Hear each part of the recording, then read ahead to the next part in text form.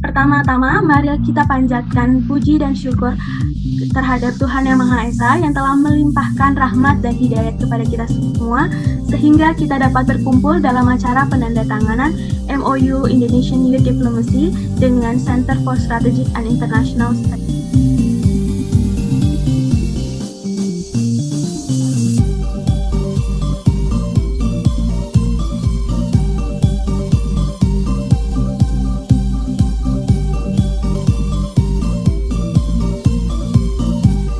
Ini adalah momen yang bisa dibilang momen bersejarah. Untuk pertama kalinya engagement group dari G20 di Indonesia melakukan MOU kerjasama, dan harapannya ini bisa menjadi kolaborasi yang semakin erat antar engagement group, dan kita juga bisa menjadi semacam pionir untuk memperkuat kesinambungan hubungan antar engagement group maupun sesama working group dan tim presidensi G20 Indonesia. Dari situ kami dari IYD berusaha untuk menginisiasi atau melakukan sebuah pendekatan, yaitu melakukan kolaborasi semacam ini dengan harapan di saat Indonesia menjadi presidensi G20 tahun depan di tahun 2022, kita semua dari perwakilan masing-masing engagement group dapat bahu-membahu dan barangkali bahkan bisa membuat yang namanya koalisi bersama antar engagement group, sehingga pada saat masing-masing engagement group sudah melakukan perundingan dan membuat sebuah hasil, entah itu outcome yang berupa komunike atau apapun bentuknya, maka usulan-usulan ini dapat saling bersinergi dan bisa semakin lancar untuk membawanya ke dalam atau mengusulkannya ke dalam mekanisme G20 Leaders. Dan sebagaimana kita tahu, G20 adalah platform besar yang diikuti, yang beranggotakan negara-negara yang size ekonominya cukup besar.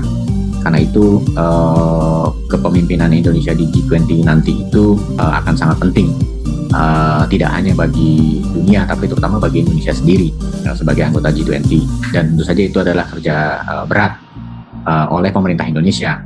Kami sebagai think tank tentu saja dalam posisi untuk membantu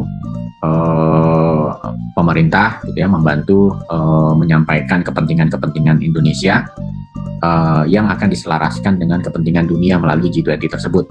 Oleh karena itu sudah pasti kepemimpinan Indonesia nanti itu akan perlu kita bantu bersama-sama. Pihak yang akan bertanggung jawab tentang keberlangsungan acara ataupun proses di Y20 dan juga T20 pada saat kepresidenan Indonesia di tahun 2022 mendatang. Tentunya ini juga MOU ini membuka kesempatan ya, opportunity buat kita untuk mensinergikan berbagai kegiatan-kegiatan yang akan kita lakukan, karena memang ada pertemuan-pertemuan yang akan kita lakukan bersama-sama dengan teman-teman think tank lainnya ataupun juga youth group lainnya di negara-negara lain, negara-negara anggota G20. Tetapi kita juga tentunya bisa mensinergikan aktivitas kita, terutama yang tujuannya adalah untuk publik. Apalagi kalau kita lihat di Indonesia sendiri, pengetahuan mengenai G20 ini sendiri kelihatannya masih terbatas. Masih banyak sekali yang mempertanyakan G20 itu seperti apa sih, apa yang memang dilakukan di G20 serta bagaimana kontribusinya. Mungkin kita juga bisa mengadakan berbagai acara dan kegiatan yang tujuannya adalah untuk ke publik tersebut, yang tentunya akan meningkatkan juga engagement dari berbagai think tank, berbagai lembaga penelitian di Indonesia yang juga memang keterlibatannya masih rendah, serta juga tentunya berbagai partisipasi dari para generasi muda di Indonesia. Ini harapan yang besar, dan saya rasa dengan keterlibatan CSIS dan juga kita ada kerjasama yang jelas antara Y20 dengan CSIS dan juga nanti antara Y20 dengan T20 maupun juga dengan all the other engagement groups,